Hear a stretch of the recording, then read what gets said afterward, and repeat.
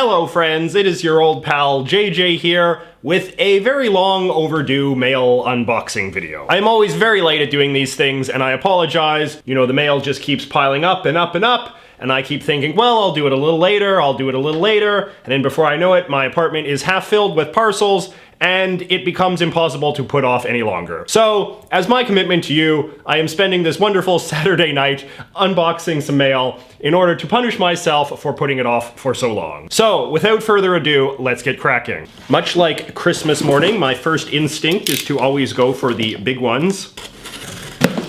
So this one comes from my friend Richard from Pittsburgh, Pennsylvania. Charming card from Duquesne University. Duquesne? I am unfamiliar with this university. JJ, please enjoy the enclosed items from Pittsburgh, Pennsylvania. I wrote up a description of them and put it on the other note. Dear JJ, greetings from Pittsburgh, Pennsylvania. I have seen you open 2 packages from Eastern Pennsylvania, so I had to send you some items to represent Western Pennsylvania. And then he's got a long appendix of all of the various things that he has included for me here.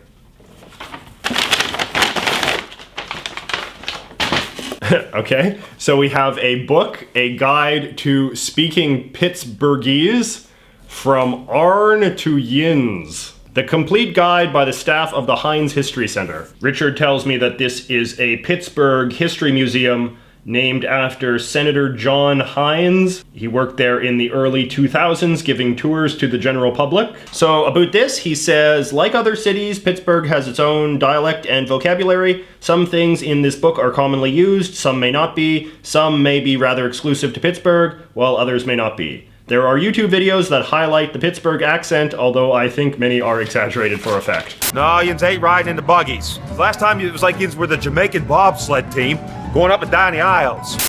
Catch. How you say coach? Couch? Sorry, I have trouble with that word myself. Connie is how you say county. Giant Eagle is how you say giant eagle, which is a local grocery store. Oh, this is gonna be hours of fun. We have a magnet of Mr. Rogers, who was born 40 miles east of Pittsburgh and is one of Pittsburgh's most beloved figures. Oh. We have a finger puppet of a character called Nellie Bly. I don't know how well known Nellie Bly is today. I may have learned about her in school due to her local connection. She was a reporter from the Pittsburgh area who got her start here. And then he tells me to see page 27 of this book he has enclosed entitled Pittsburgh, A Tradition of Innovation. Reporter Nellie Bly used courage and creativity to go undercover and expose the mistreatment of those in need. Worked as a journalist who refused to cover ladylike subjects. First woman journalist on the Eastern Front of World War I. Sounds like an impressive lady. We have this charming pickle-shaped keychain. It says Heinz in big letters on it. Richard says, while we probably associate Heinz with ketchup more than anything else today, they were also well known for their pickles. He tells me I can check out some of the old Heinz pickle commercials on YouTube. That's what makes Heinz the proud pickle. In the Pittsburgh area, it is practically unthinkable to serve ketchup that isn't Heinz, as the product is so linked to the city. And it sounds like the Senator Heinz, who the museum that he worked at is named after, is part of the same ketchup and pickle dynasty. We, of course, have a little Pittsburgh flag. Let's go in the flag jar. This thing here is called a terrible towel. Richard tells me that this is what the people wave during Pittsburgh Steelers games. It's funny because in Vancouver, we wave white towels at Canucks games, and we like to think that this is something very special and very unique to Vancouver that we dreamed up on our own. But of course, towel waving, it sounds like, is done across the continent. We have 2 magnets, one of which says, no jag-offs. Which I know from my Pittsburgher to English dictionary means a rude person or a jerk. And the other one says PGH, which Richard tells me is the abbreviation for Pittsburgh. The colorful things are called hypocycloids. They are part of the Steelmark logo, which is owned by the American Iron and Steel Institute. The logo is also used for the Pittsburgh Steelers. It kind of looks a little bit like the warning labels they put on flammable materials. We got some more merch from the university. Does the book tell you how to pronounce it? Let me look that up. It does not. Duquesne University. Oh, I think I've heard of that. Named after Fort Duquesne, which was a French fort during the French and Indian War. Ah. And then we have some fun postcards shaped like Andy Warhol things. Andy Warhol, of course, being one of the most famous Pittsburghers of all time. So that is some awesome stuff, Richard. Learned so much about Pittsburgh. Thank you so much. Now let us do this small little parcel here. There is no letter with this one, or return address, but this is a comic book. It is called Saskatchewan, about some sort of Saskatchewan-themed superhero. This is very amusing. You can see he's the colors of the Saskatchewan flag, and he's wearing a watermelon on his head, which is what Saskatchewan Roughriders fans do during their beloved football games.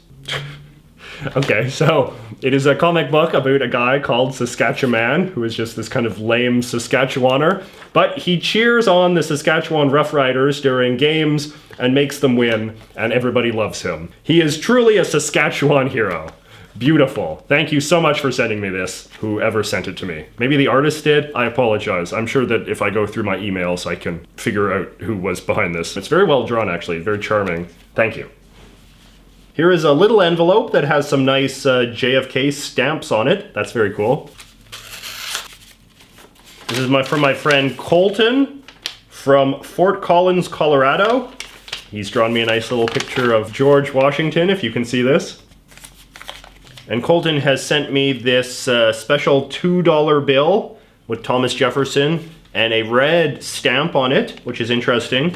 Colton says that when you have money that has a red stamp on it, it was issued by the United States and not the Federal Reserve. He's also sent me 2 coins. A Confederate States $50, 1881, and one of these squished pennies of the sort you can make at the carnival. So the Confederate $50 was issued to mark the 100th anniversary of the Civil War, and the squished coin is of Horsetooth Rock, which was recently in the news when a man was attacked by a mountain lion and killed it with his bare hands. Well, thank you very much, Colton, for these cool little money souvenirs. Very awesome stuff. I do like money, and not just for the obvious reasons.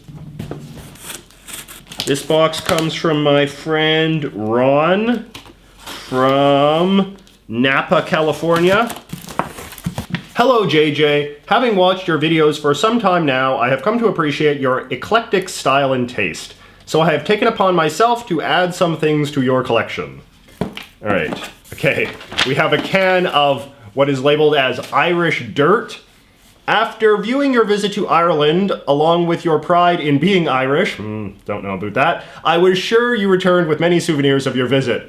But I wasn't sure if you had included a sample of Irish soil, so enclosed is a tin of Irish soil as my contribution to all things Irish that you may own. Well, that is very fun. A handful of pure Irish luck, it says. Oh, delightful. Then we have a container of turkey wishbones for people that like to engage in the turkey wishbone tradition, but I suppose do not want to eat their way through an entire turkey. You all know how the turkey wishbone tradition works, right? You take a wishbone, one person grabs one end, the other person grabs the other end, and you snap it, and whoever gets the bigger piece, their wish comes true. These are quite nice. They feel like they're actual bone. They're just made of plastic, but the texture is very authentic. I do like that kind of thing, so this Ron guy, he does know what's up with me. Then we have a box of fake mustaches, so I can put one of these on and shut up all the people that keep telling me to grow my mustache back. Ooh, 12 styles of mustache. Where's the one that's closest to what I used to have? Oh, probably something like this. Looks a little Hitler-like, but okay. Better. And then he's got me this big bushel of passport holders. That's very cool. Oh, and they've got the flags of different nations. Canadian style, a French style, New Zealand style, Norway style, Mexico style, Dutch, and Australia. Depending on what the Canadian government does when you are out of the country, you may want to hide your passport in another country's holder. Or when visiting Ottawa, the French passport holder might get you a better table.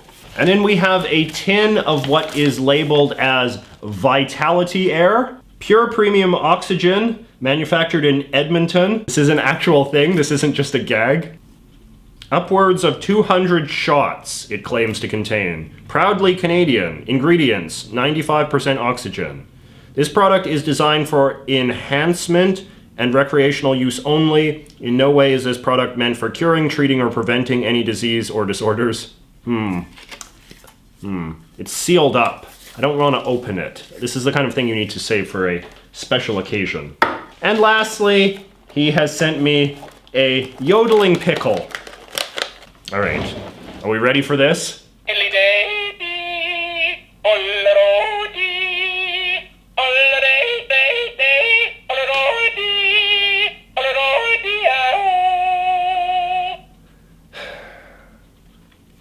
I'm reflecting on my life right now. It is 11 o'clock at night on Saturday, and I am in my apartment by myself with a yodeling pickle.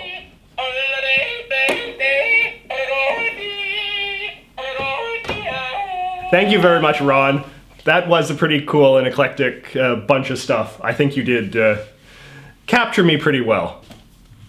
This comes to me from Israel. Oh, this is my friend from Israel. When I was over there, I hung out with him, and he sent me a bunch of stuff, as he promised he would. And he said he was going to send me some stickers from the Israeli political parties. These are sort of, sort of propaganda materials that the different Israeli political parties, sort of send out to promote themselves.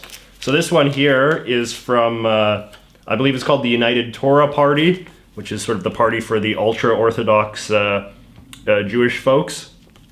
You can see that their leaders look like some real fun people. There is another ultra-Orthodox Jewish party called the Shaz Party, which is for the Sephardic ultra-Orthodox, and the United Torah is for the Ashkenazi ultra-Orthodox. Power brokers in the Israeli parliament. Then we have this sticker, which is of the Blue and White Party, which is the sort of centrist alternative to the Netanyahu coalition. It's actually a little bit difficult to tell the parties apart in Israel, since I don't read Hebrew, and all of their logos are just some combination of Hebrew writing with various shades of blue, because of course that is the patriotic color in Israel. And this, which is a propaganda thing that looks like one of their bills with the face of the party boss on it. I'm sure you've seen this before. This is a common sort of tactic for distributing propaganda of any sort, is you make it look like money, you leave it on the street, and people go to pick it up, and they're like, oh,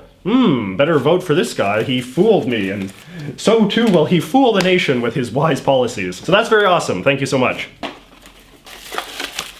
Hello JJ, I run Simon TV 17, which is a YouTube channel. I hope you will enjoy these UV pens, which can be used to see hidden security features in most currencies, including American and Canadian currency. Oh, that's very cool. This is a UV light pen. This is a very cool thing to have. As I know from my YouTube friend, Half Asleep Chris, there is a lot of fun things to be seen when you shine a UV pen on money. Let's, So here is a bill from Thailand that I got from one of my friends. That is cool. Yeah, you can totally see hidden things. Little symbols are appearing on the money, so I can see that it's authentic. Oh, there we go. There's like a hidden sort of flower kind of thing, and oh, that's so cool. Oh, that's very cool. Oh, look, there's a hidden number 20 here. Oh man, this is awesome. This is hours of fun. Thank you so much Simon, what was his name? Simon TV17 for sending me this. This is very, very helpful, very useful thing for me to have, someone of my interest to have. So this is extremely thoughtful and I appreciate it very much. Best of luck with your YouTube channel. I'm opening these parcels in no particular order. This one comes to me also from Napa, California, brimming with parcels within it. Whoops. JJ, as mentioned in previous postings, you enjoy flags from different countries, provinces, and states. Indeed I do. To add to your collection, I have enclosed the flags of countries that no longer exist, and some that still do. From Ron. Oh, this is also from the same Ron that sent me the yodeling pickle. Ron is very generous in his gifts to me. I appreciate that. Thank you very much, Ron. Through the miracle of video editing, we can do a fun montage of all of these different flags. Flags of countries that no longer exist. Prussia, South Vietnam, East Germany, the Austro-Hungarian Empire, Yugoslavia, Rhodesia, and of course, the good old Soviet Union. And then he has sent me 2 flags of various indigenous communities. This one is the flag of the Kanaka Maoli, which I believe are the indigenous peoples of Hawaii. This is the flag of the Ashanti people of Ghana. Wow, Ron, you really outdid yourself with that bundle. It's pretty awesome. I now have an enormous pile of flags of forgotten, abolished, and failed states. Ron has filled my home with a lot of very interesting things today. Thank you very much, Ron. This box here comes to me from my friend John from Florida.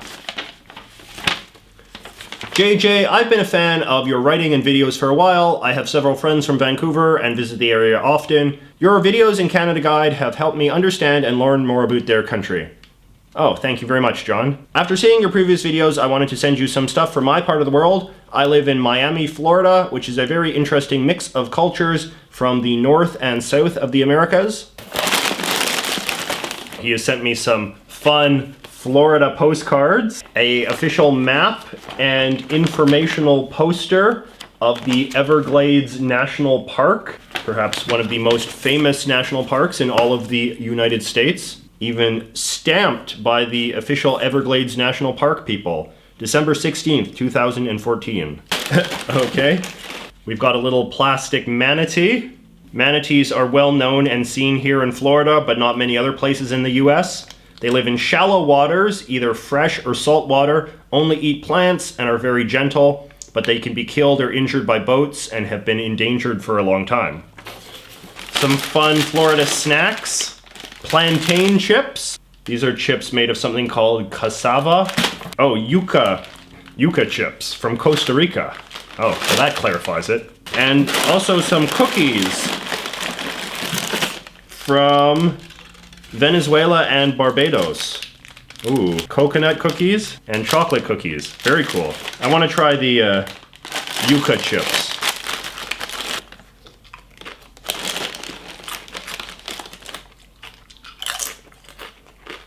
They're good. They taste like potato chips. They're just sort of stiffer. So they taste kind of staler, but you can tell that they're a different plant that just sort of has a stiffer consistency. John has also sent me some money from his various trips in South America. We have some money from Chile and Guatemala and Colombia and Paraguay. Very cool. I think we all know what I'll be doing with these. Oh, there was also a coin here. A nice gold coin from Guatemala. 1 quetzal. Very nice. Thank you so much, John. I love Florida. I love Miami. Very cool to get some stuff from there. It is a very unique, very multicultural city. One of the most multicultural cities I think I've ever been in before. And the influences from, like you say, the sort of southern hemisphere are very apparent there.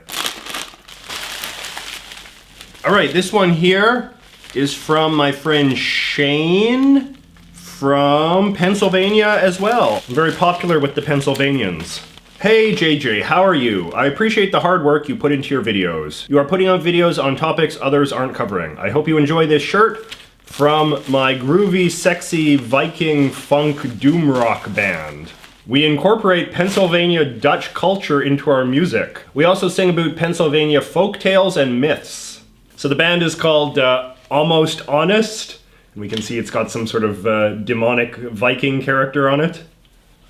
That is very cool.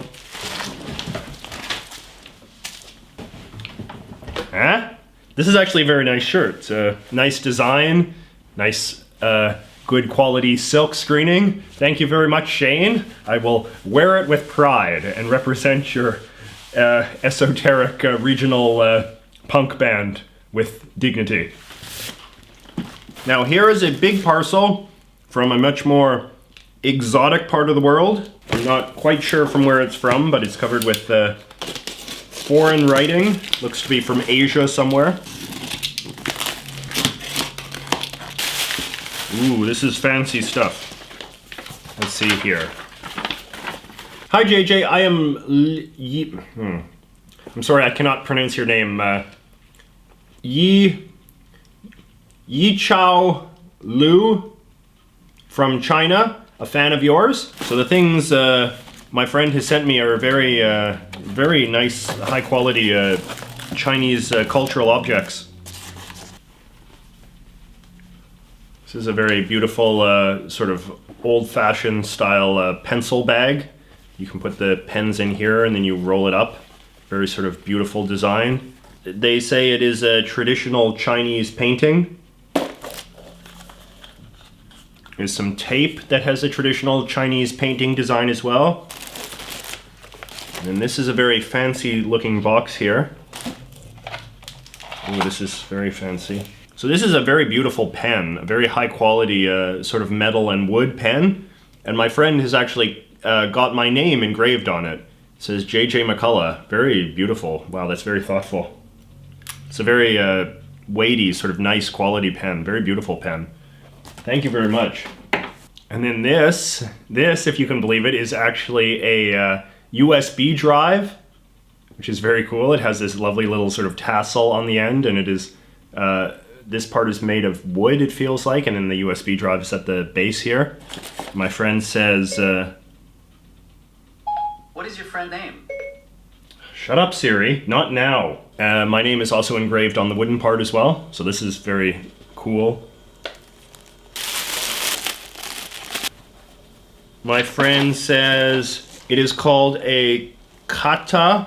It is a traditional ceremonial scarf used by Mongolian and Tibetan people. It is used to show respect to honorable guests. And there's some pictures here of people draping it on various things, including statues of Buddha. I will not put it on myself in case that is a disrespectful thing to do. I do not want to be some sort of hickish foreigner mistreating these things. We also have some lovely document holders for keeping your files in. Wow, quite a few of them. And they all have sort of lovely Chinese artwork on them as well. Some ones with Chinese calligraphy, paintings, very beautiful stuff. Very nice. Very useful to have as well. I have a package of postcards from Shanghai depicting various sites and monuments of the city. My friend said that they sent me a picture of Genghis Khan, you know, the sort of one of the great monsters of history, but a man who is still very much revered by Mongol and Mongolian people. Although he has been dead for almost 800 years, he is still worshipped by the Mongol. Every Mongol still hangs a portrayal of Genghis Khan in their home or workplace. My friend said that they sent me one of these pictures, but I don't actually see it in the box, unfortunately. I know that in some of these sorts of countries, they sometimes go through the mail when you send things out to the West. So I wonder if maybe that was the case here. Not a big fan of Genghis Khan. It would still be cool to see the sort of stylized representation of him. What we do have, however, are some banknotes from both China and Mongolia. These are the Mongolian Bills. They're all very nice. They all have a picture of the same guy on them, who is not Genghis Khan, but perhaps some sort of beloved tyrant from history. Although I can see when I hold these up to the light, I can see Genghis Khan's picture shining through, so he's apparently the go-to watermark.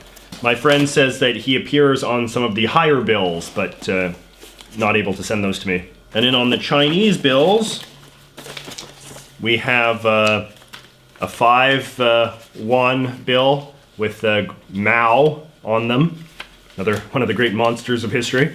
And we have these other 2 bills, smaller bills, that have just sort of random generic people. These 2 bills are from the older series, first printed in the 1980s, but still in use. They portray people from the Gaoshan, Man, Miao, and Zhuang ethnic groups. None of them are famous people. Their design comes from some communistic concept and the ideology of all ethnic groups in China being equal and unified. So that is very cool. And then lastly, some of these fun stickers of the flags of all nations. Those will be a lot of fun to slap over everything. That was some really cool stuff. Thank you so much. Like I said, it's fun to get things from some of the more sort of exotic corners of the world. As much fun as it is to get sort of, you know, yodeling pickles and whatnot, it is also very cool to get a window into a very rich and detailed and sort of historic culture of the Chinese and the Mongolian people. Thank you very much. This one comes from my friend Jesse, all the way from the extremely exotic land of Canada. Dear JJ, I have been watching your videos for some time and find your videos are rather entertaining and informational, not to mention your constant upbeat attitude and generally positive demeanor. Well, thank you very much, Jesse. So Jesse is 13 years old from Richmond Hill, Ontario, about half an hour from Toronto. Jesse has sent me this very cool letter opener that looks like a little sword, as well as these Star Wars Episode 1 stickers. That's fun. Jesse is too young to remember Star Wars Episode 1, but of course that was a big deal back in the day. But the highlight of Jesse's parcel is some of the most interesting and exotic coins from their collection. Let's just do a quick look through some of these. Jesse wants me to notice the dates and countries of origin. I like getting coins. They're difficult to show up on camera, however, so you'll just have to take my word for it. So we have a big coin here, 1965. Looks like it's from Great Britain. It has a very young Queen Elizabeth on one side and Winston Churchill on the other. We got a very cool $10 coin from the Republic of Liberia. Countries like Liberia often make very interesting coins and stamps that they can sort of sell to collectors around the world. It's a way for them to make some money for the government there. And this one is very typical, I think, of the sort of coins that a country like Liberia tends to make. So it's very gimmicky. It has a holograph of the Statue of Liberty on it. That's very cool. $10 from the year 2000 in Liberia. This is a very old looking coin. This is 1 penny from 1914, Great Britain. Has King George V on it. Still recognizable, even though it has sort of been worn down quite a bit, as old coins tend to be. We have a 2006 50-cent coin from Australia. 50-cent piece from Canada from 1969. Of course, we don't have 50-cent pieces in Canada anymore, so already you know it's pretty old. Here's an old Canadian quarter. This is a Canadian nickel, 1967. Instead of the beaver that we all know and love, it has a bunny on it. Didn't know that that was a thing we were doing at one time. We also have a very old Canadian nickel from 1947 with King George VI on it. They all say De Grati Rex, the God's grace, the king. It also says India Imperius, meaning the Emperor of India. So those are some very cool coins, Jesse. Thank you very much for sharing that part of your collection with me. I will treasure it. All right, we are down to the final two. This one comes to me from my friend Matthew from Missouri. Dear JJ, I enjoy your YouTube videos and your insightful and measured commentary at National Review. I hope I can help you collect fan mail from all 50 US states by sending you some items from the St. Louis, Missouri area, which is where I call home. Okay, let's see what we got from St. Louis. We have a brochure from the St. Louis Arch. Is it St. Louis or St. Louis? I've heard it said both ways. But anyway, we've got a brochure of their beloved arch, which is one of the most famous monuments in the United States. The arch is our city's tallest building and serves as a monument to the Louisiana Purchase. Oh, that's interesting. It sits in a national park known as Jefferson National Expansion Memorial. It was renamed the Gateway Arch National Park this year, which also marks the courthouse where the Dred Scott case was first tried. Oh. We have the state flag of Missouri, which has 3 times as many bears on it as California's flag, despite our state not being known for its bear population. We have a postcard from Merrimack Caverns, known for being the hideout of the Jesse James gang in the 1850s. A pocket guide to Busch Stadium, which is where the Cardinals play. The original Busch Stadium was the home of the Cardinals for almost 40 years. St. Louisians are proudest of the Cards, which are one of our only 2 sports teams since the Rams moved to LA. And then we have a map of the St. Louis Zoo Forest Park for its 100th anniversary in 2010. He says that the shape of the zoo resembles a shoe. Story checks out. So thank you very much, Matthew, for all of this fun St. Louis stuff. I will have to go there sometime. I want to see the arch. And lastly, we have another big parcel. This one also comes from the exotic foreign land of Canada, specifically from North Bay, Ontario, and my friend Daniel. Oh boy, we've got quite a load of stuff here.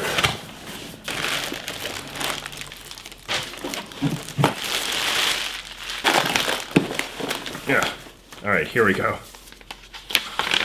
Had to search a bit, but I found the letter. Ahem. Hi JJ, I hope you enjoy this package of snacks and memorabilia from my home county of Lancashire, England. Lancashire is a large semi-rural county in the northwest of the country with 2 cities and several large towns, and where, apart from brief stints living in Manchester, London, and New Zealand, I have lived all of my life. Alright, so what do we have here? A mini Lancashire flag, because who doesn't love flags? It has a rose on it, which my friend says is in reference to the fact that Lancashire, along with our neighbors Yorkshire, were the participants in the infamous War of the Roses. We have a packet of Chorley Cakes, the most famous food export from the town of Chorley, where I live. They are flattened pastry cakes with fruit inside, always eaten cold with optional butter on top, or even a slice of cheese if you're feeling adventurous. I am afraid that when you send food of this sort in the mail, it often does not withstand the test of time, so it is a little moldy, so I'm afraid I cannot eat it, but I appreciate the effort. It actually does sound quite appetizing if it wasn't expired.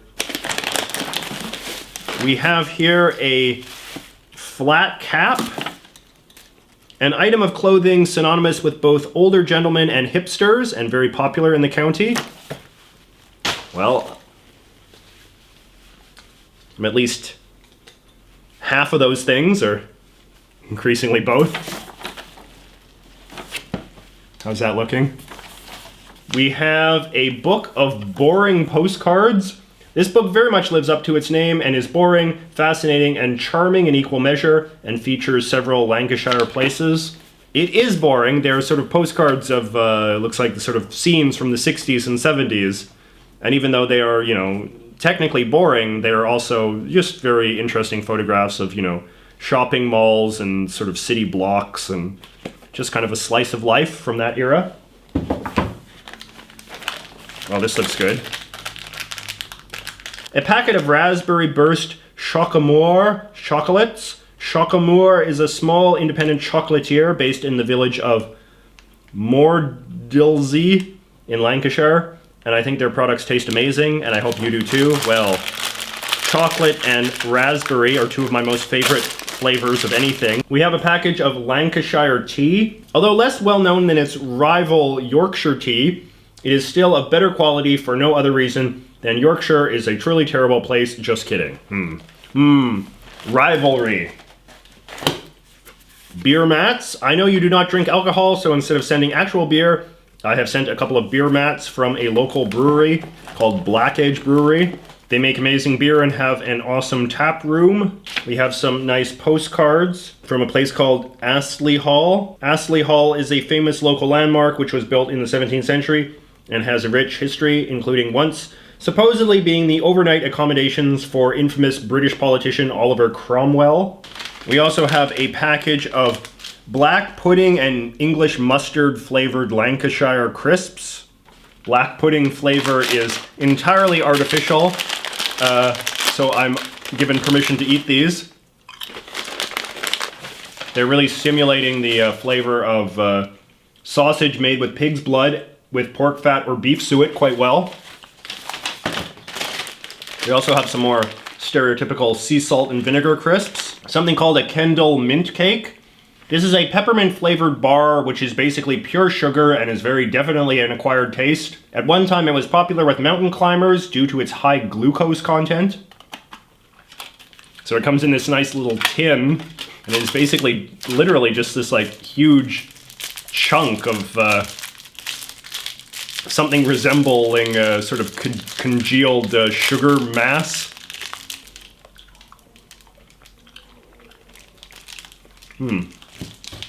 I actually kind of like it. It's just a kind of like minty, I don't know, it's just like eating a big mint, basically.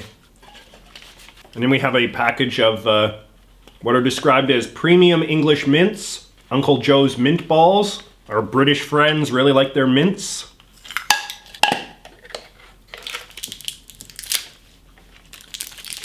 Several items from the seaside town of Blackpool. We have a guide to the Blackpool Zoo. A box of mint-flavored fudge with a charming postcard depicting some of the town's tourist spots. If I wasn't already eating a mint ball, I'd be all over this. We have a little toy of Blackpool Tower, possibly the town's most famous and iconic attraction.